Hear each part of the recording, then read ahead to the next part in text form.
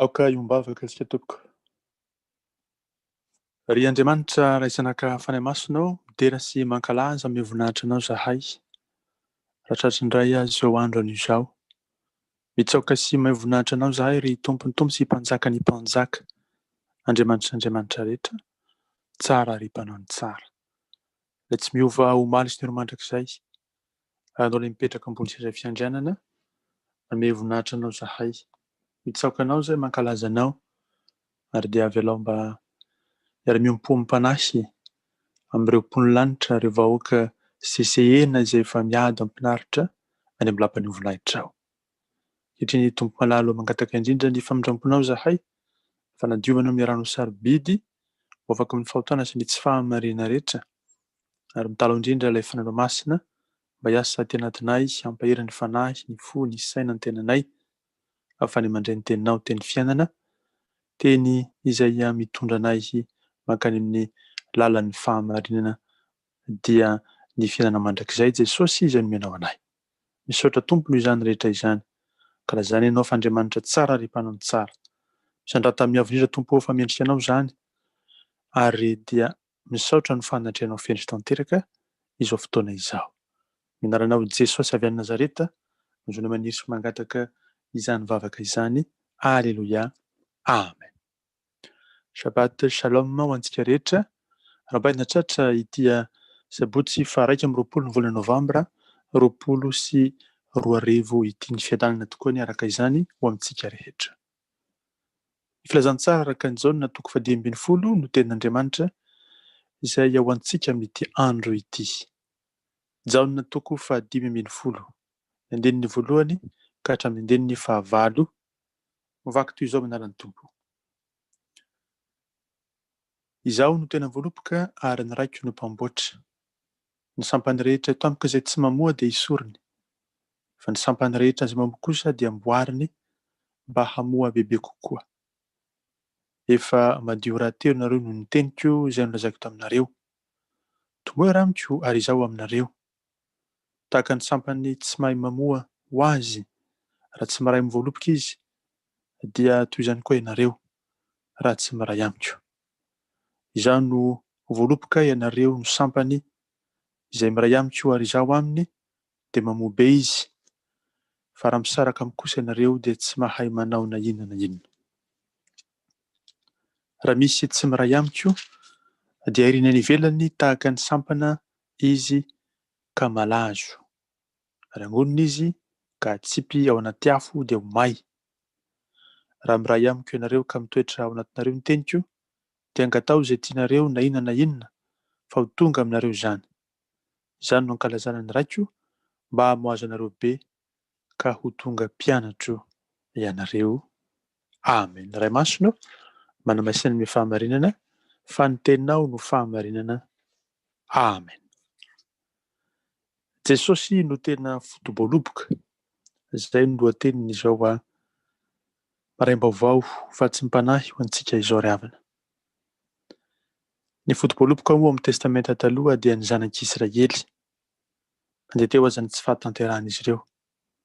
Fa eto amin'ny testamenta vaovao kosa dia Jesosy Kristy izany FOTO-BOALOBOKA izany, ilay tena FOTO-BOALOBOKA.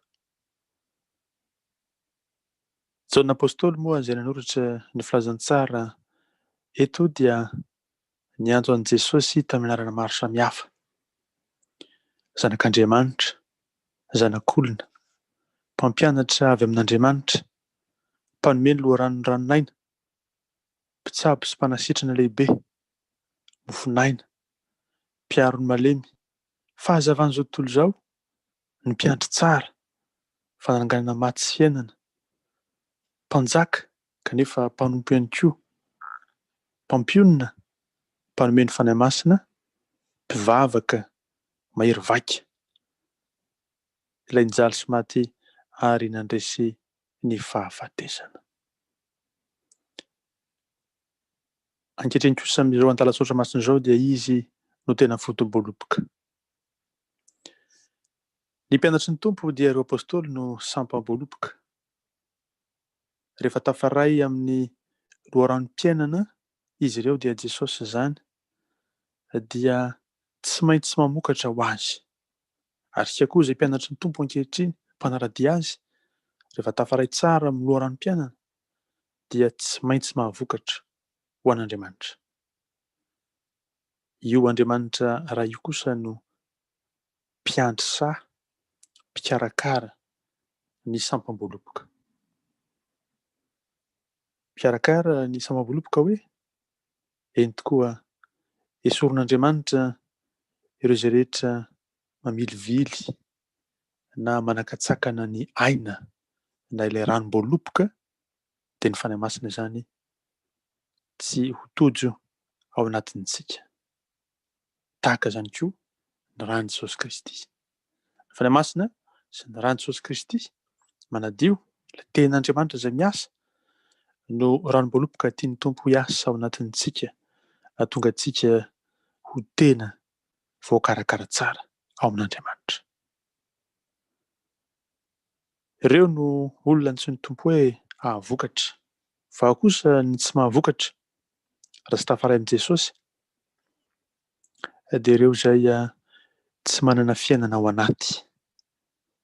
Fiainana vokatry ny finoana an'i Jesosy sy ny fitiavana azy. Raha vao tsy mitombo izay fiainana miaraka amin'i Jesosy izay, raha vao tsy mitombo izay finoana an'i Jesosy Kristy sy ny fitiavana azy izay, dia miemotra ny olona dia tsy mahavokatra intsony izy, dia tsy mijanona eo fa sarahana mihitsy amin'i Jesosy tanteraka izy rehefa tsy mamokatra dia tsy mpiaina tiafo. Izany hoe very tanteraka any amin'ny farihy rehetra afo, any amin'ny afo be.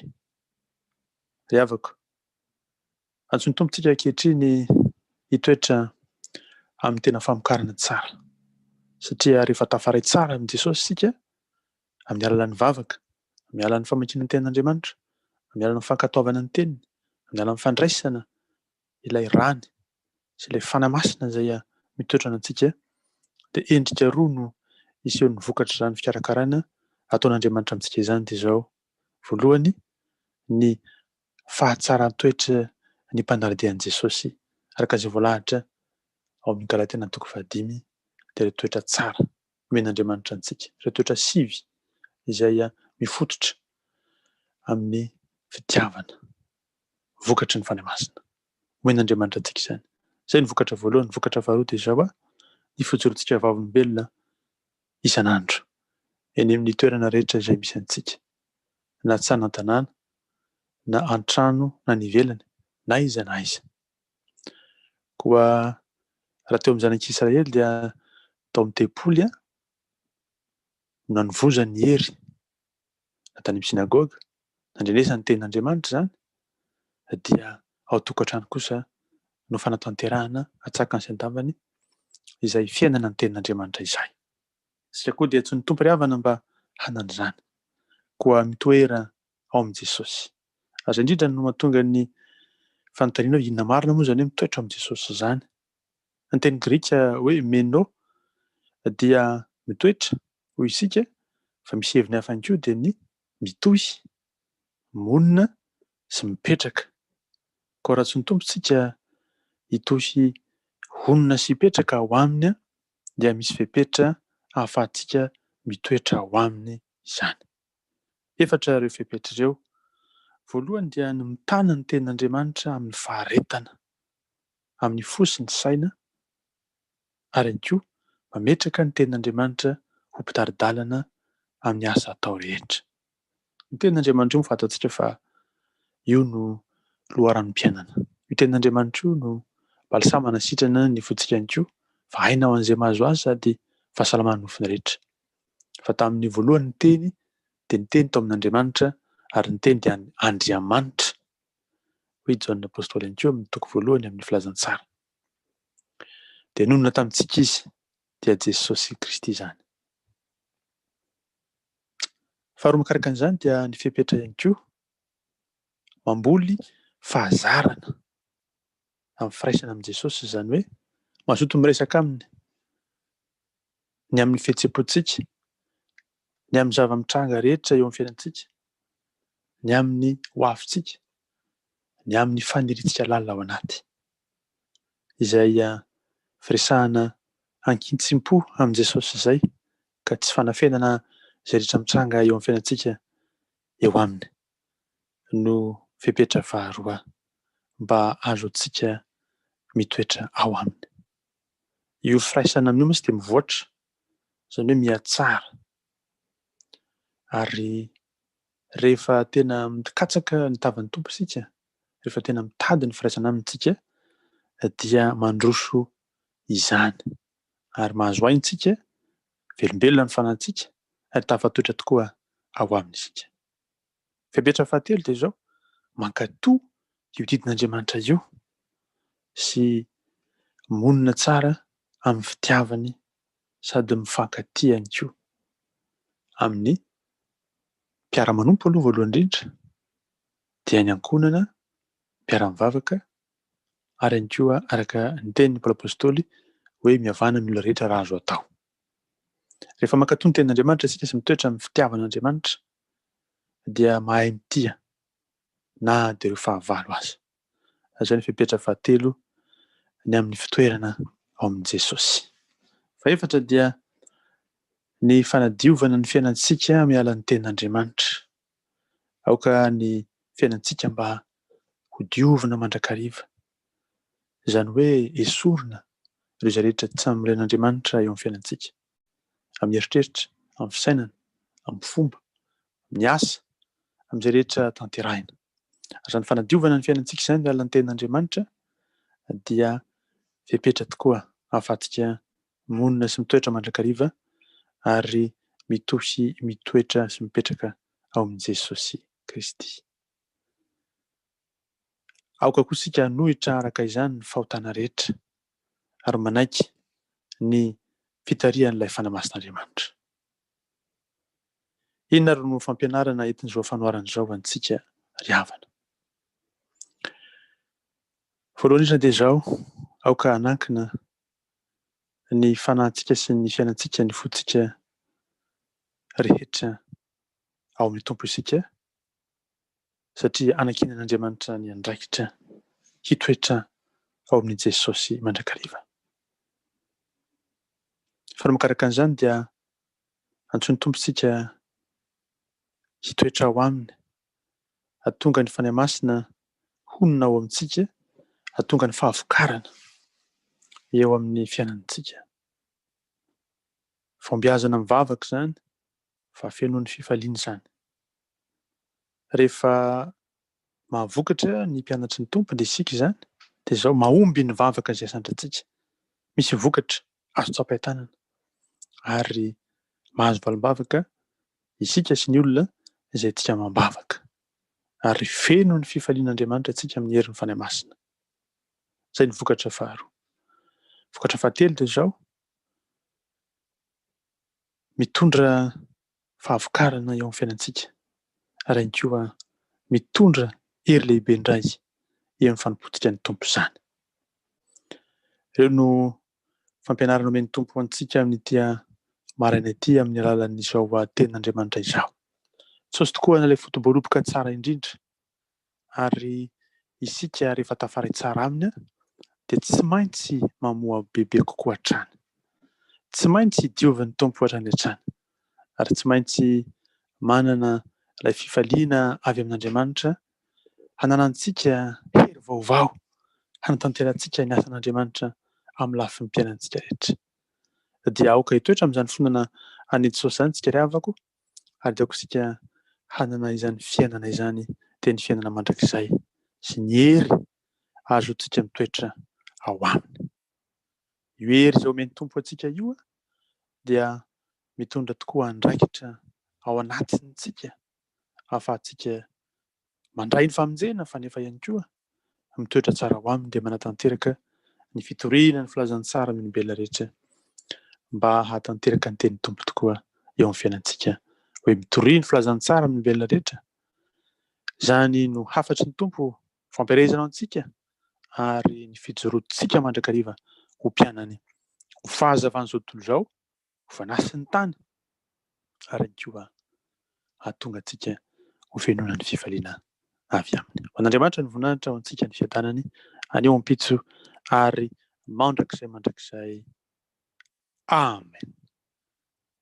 Vavaka isika Misaotra Jesosy fa hainao tokoa ny tena FOTO-BOALOBOKA. Izay dia sampana. Sampana ao amin'ny lalan'izany voaloboko izany zahay ary te toetra mandrakariva ao aminao. Ary ianao koa ao aminay. Mba hamoa bebe kokoa an-trano zahay. Satria amboarin'ilay Andriamanitra ray tokoa izahay. Misaotra anao, Jesosy malalo, satria ampianarinao zahay mba handeha hanara-dianao. Ho mpianatra tokoa. Hianatra aminao, hianatra amin'ny famindranao, hianatra ny fiteninao, hianatra ny teninao, hianatra ny fombanao ary koa hianatra ny asanao ety an-tany. Hahatonga anay hajoro tsara ho fahazavan'izao tontolo izao sy fanasin'ny tany. Mankasitraka anao Jesosy malala satria izany rehetra izany dia nataonao mba hananana fiainana dia fiainana mandrakizay aty anatinay isan'andro ary koa ho tanteraka zato isan-jato rehefa tojo any amin'ny lapan'Andriamanitra ray zahay amin'ny fotoana izay tenendriny mba hananana fiainana mandrakizay miaraka aminy. Faly Jesosy noho izany ary miandrandra ny fotoana izay eonantsika any amin'ny lapan'ny voninahitran'Andriamanitra ray tokoa izay mpanomponao. Eny tokoa Jesosy fitiavanao izany ary tianao izay mba hanana izany fitiavanao izany hanatanteranay ny teninao rehetra ety an-tany. Dia ho tojo sy ho tanteraka amin'ny tokoa ny teny fa hangataka izay tianay tokoa zahay na inona rehefa tafatoetra aminao. Dia engane ireto mpanomponao izay manatrika etona mba ho valianao vavaka ary hatsiaro mandrakariva ny kily aina ao aminaoamialaza ny vavaka izany ary toetra amin'ny fanomponanao mandrakariva mandra-pialana ety. Anao ny voninahitra ry tompony tompo sy mpanjaka ny mpanjaka. Ilay mipetraka ambony seza fiandrana sy ny zanak'ondry. Fa mpanompona kosa ny fiteny manambiampy. Ko mitahintsika ny tompony dia miaro antsika. Mampambirapiratra ny tavany amintsika ny tompo dia miendra fo amintsika. Manandratra ny tavany amintsika ny tompo manome antsika amin'ny fiadanana. Mandehana amin'ny fiadanany tompo fendro sy tanteraka.